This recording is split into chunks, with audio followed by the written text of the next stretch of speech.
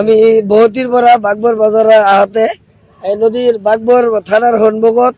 আমার চরাবাড়ির নাওখন উঠি নাও অলপ কেপসাইড হয় নাওর ছইটা ভাঙি কিছু মাল মাত্রা অলপ ক্ষতি হয়েছে কিন্তু আমি নাওটা উঠাই লৈ আহিছোঁ নাওটা তলা নাই এক সাইড কেপসাইড হয়েছিল আমার থানার পৰা বাজাৰ কমিটিৰ পৰা মানুষ যাই নাওখন উদ্ধাৰ কৰে লৈ আহিছে আমাৰ 20-25 এনেকাই মানুষ আছে আৰু কেইটামান লটকাৰ বস্তা আছিল আৰু কাঠল আছিল ক্ষতি বেলেগ কিবা হোৱা নাই মানুহ টানো কিন্তু কিছুমান কাঠল ক্ষতি হৈছে আৰু বস্তা 2-4টা গেছে এনেকাই মানুহ একো ক্ষতি হোৱা নাই মানে অলপ পানীৰ কাৰণে মানুহ ক্ষতি হোৱা নাই এখন নাৱৰীয়াসকলে তেলৰ দাম বেছি অলপ যদি আনে তেলৰ দাম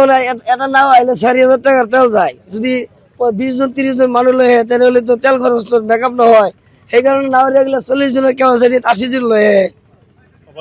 ওভাৰলোড আনবাই লাগব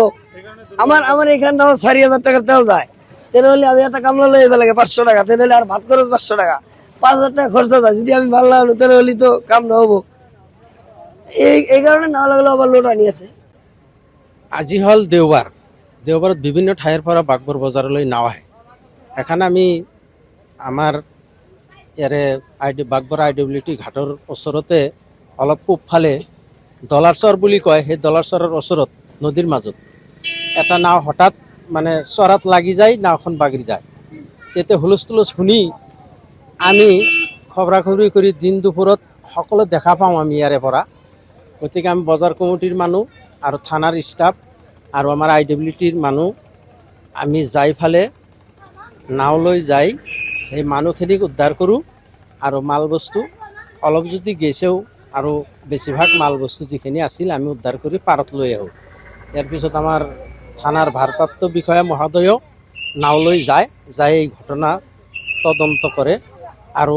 এই নাওখন তাৰে পৰা বেলেগ নাও দি দুইফালে বান্ধি নাওটো গোটেইখিনি তল যোৱা নাছিল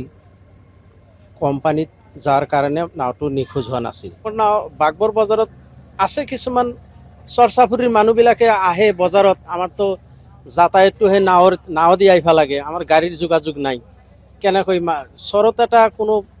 মানুহৰ কোনো খাদ্য সামগ্ৰী ক্ৰয় কৰাৰ জাগা নাই এই বাগবৰ বজাৰখনতে আহে এই ক্ষেত্ৰত আমি ক'ব খোজো যে নাৱৰীয়াবিলাকে যাতে নাওৰ যিখিনি কেপাচিটি আছে সেই কেপাচিটি অনুযায়ী যাতে পেছেঞ্জাৰ লৈ আহে আৰু লাইফ বয় লাইফ জেকেট এইবিলাক যিবিলাক মানে চৰকাৰৰ ডিপাৰ্টমেণ্টৰ পৰা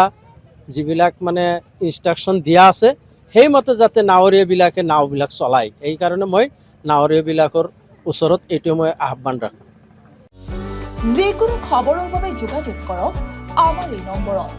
9181 307 221